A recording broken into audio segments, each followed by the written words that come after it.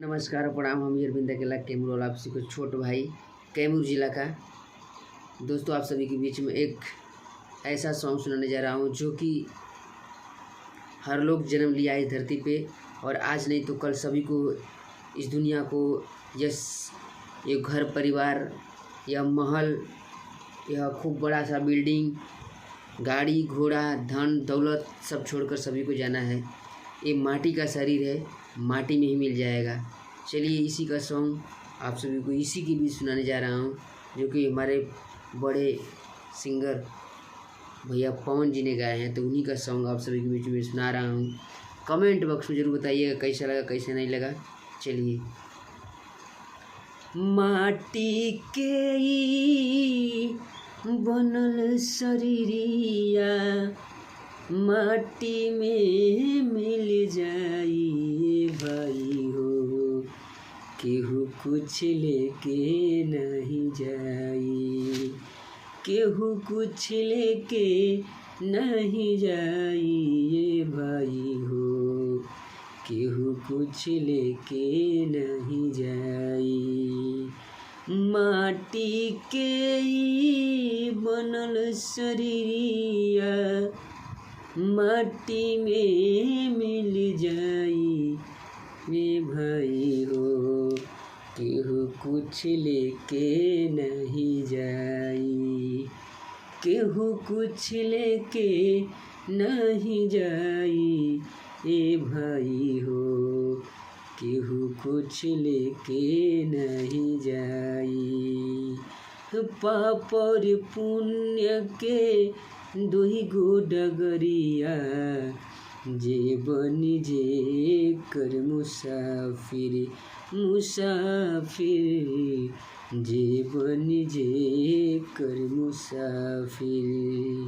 हाँ, पाप और पुण्य के दुई गो डगरिया जे बनी जे कर मुसाफिर, मुसाफिर जे बनी जे कर मुसाफिर। धर्म राज के धर्म गटाप कि धर्म राज के धर्म गटाप नेके बदी तौलाई ए भाई हो, केहू कुछ लेके नहीं जाई, केहू कुछ लेके नहीं जाई ए भाई हो, केहू कुछ लेके नहीं जाई। चारी कहरिया बाँस के डोलिया तापर लल की चदरिया, चदरिया तापर लल की चदरिया।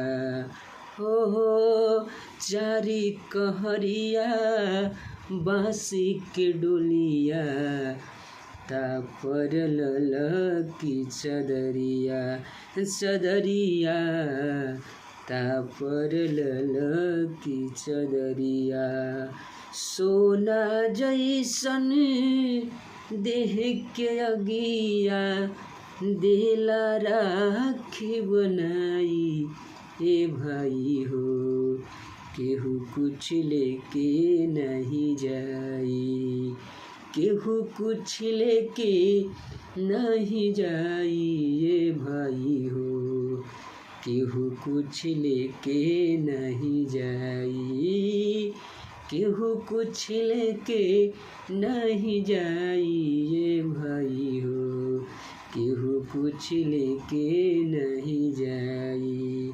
माटी के ई बनल शरीरिया माटी में मिल जाई ये भाई हो, केहू कुछ लेके नहीं जाई, केहू कुछ लेके नहीं जाई ये भाई हो, केहू कुछ लेके नहीं जाई। नमस्कार। लाइक करें, सब्सक्राइब करें, कमेंट करें।